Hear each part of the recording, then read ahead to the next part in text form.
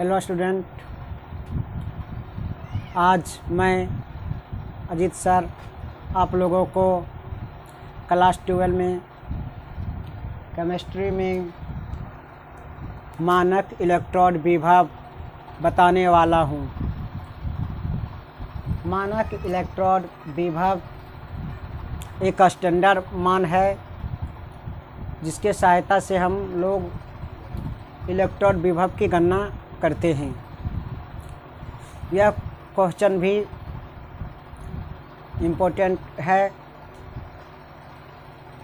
मानक इलेक्ट्रोड विभव में अर्धशेल जैसी ही एक अर्धशेल ही होता है।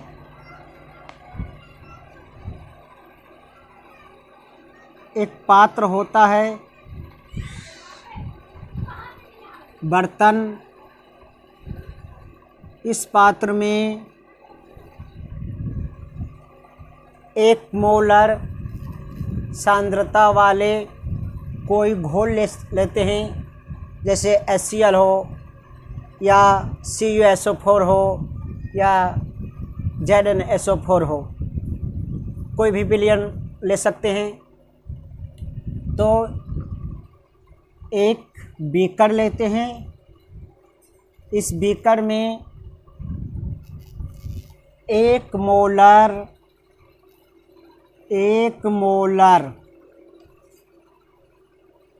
HCl अम्ल का विलयन डाल देते हैं। विलयन डालने के बाद, जैसे कि कल बताए थे कि इसी विलयन में जिसका विलयन होता है, जैसे बताए थे कि यदि विलयन हो ZnSO4 का, यदि विलयन हो ZnSO4 का, तो Zn का ही एक इलेक्ट्रोड लेते हैं, एक धातु लेते हैं जो इलेक्ट्रोड का कार्य करता है। तो एक बीकर लेते हैं। इस बीकर में 1 मोलर ZnSO4 का घोल रख लेते हैं। फिर इसमें Zn का ही एक इलेक्ट्रोड डालते हैं। तो ऐसा करने से कल बताए थे इलेक्ट्रोड विभव में कि इस इलेक्ट्रोड और विलयन के बीच विभवांतर उत्पन्न होता है। इस इलेक्ट्रोड और विलयन के बीच विभवांतर उत्पन्न होता है, जिसे इलेक्ट्रोड विभव कहते हैं।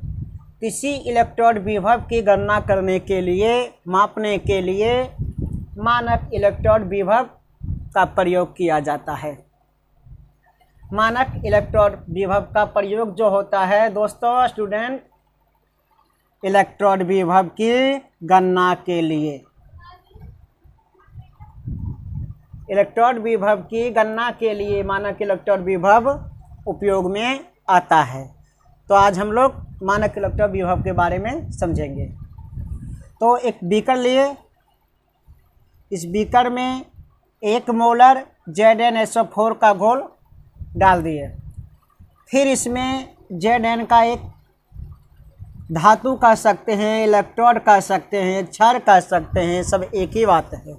एक इलेक्ट्रोड रख दिए। इलेक्ट्रोड रखने के बाद 298 केल्विन ताप या 298 केल्विन ताप या 25 डिग्री सेल्सियस ताप, 25 डिग्री सेल्सियस ताप पर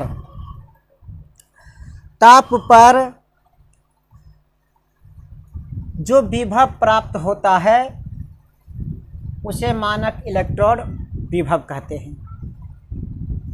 मतलब जब 1 मोलर सांद्रण वाले विलयन लेते हैं और इस विलयन में 298 केल्विन ताप या 25 डिग्री सेल्सियस ताप पर इलेक्ट्रोड तथा विलयन के बीच जो विभवांतर उत्पन्न होता है उसे मानक इलेक्ट्रॉन विभव कहते हैं। समझ गए दोस्तों? फिर से,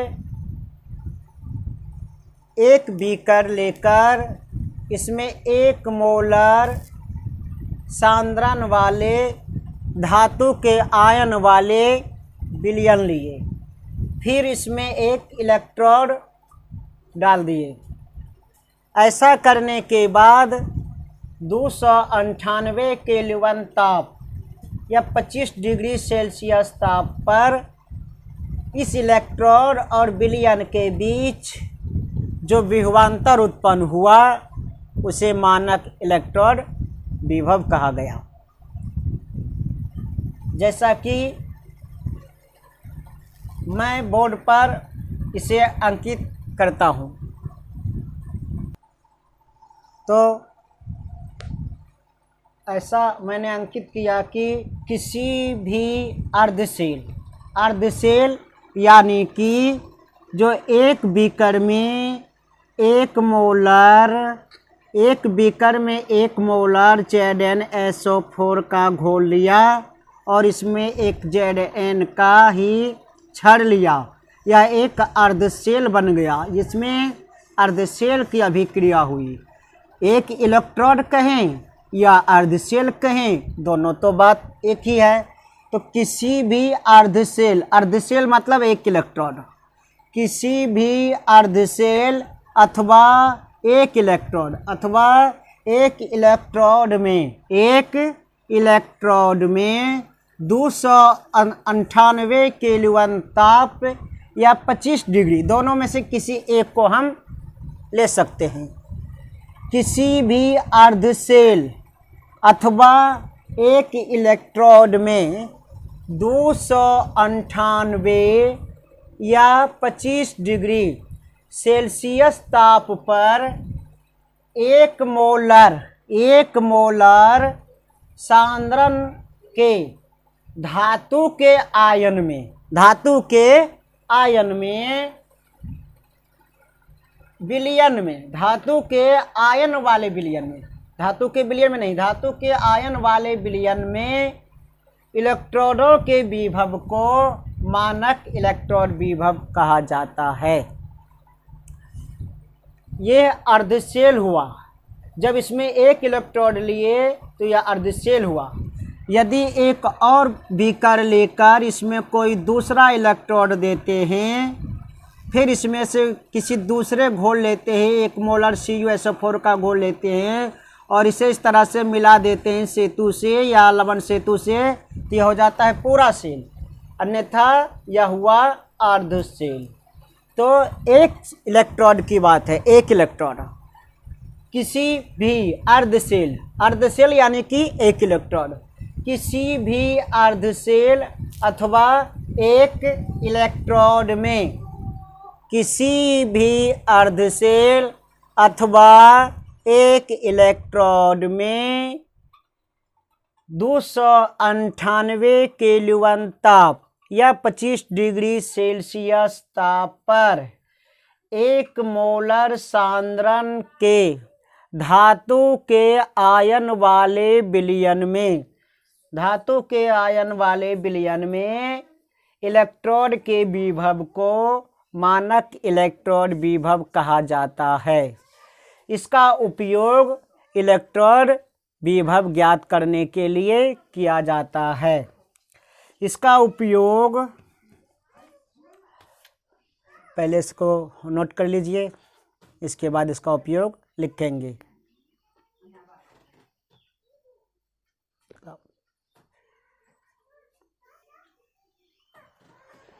मानक इलेक्ट्रोड विभव को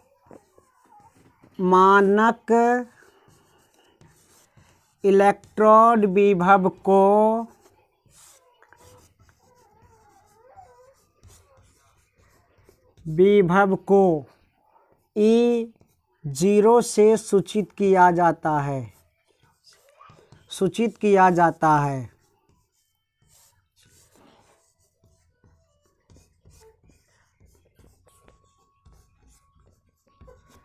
मानक इलेक्ट्रोड विभव को E0 से सूचित किया जाता है।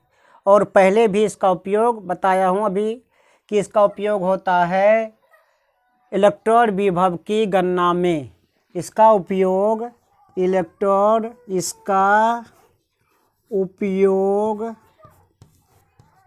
इलेक्ट्रॉन विभव की गणना में होता है।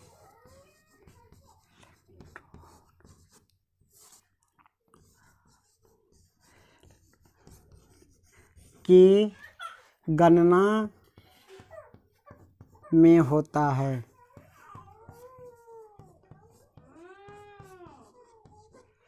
इसका उपयोग इलेक्ट्रॉन विभव को अंकित करने में, इलेक्ट्रॉन विभव को निर्धारित करने में किया जाता है।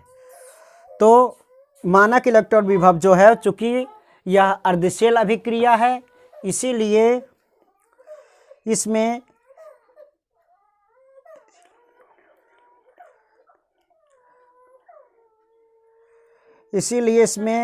निरपेक्ष मान निकालना संभव नहीं है। धन्यवाद।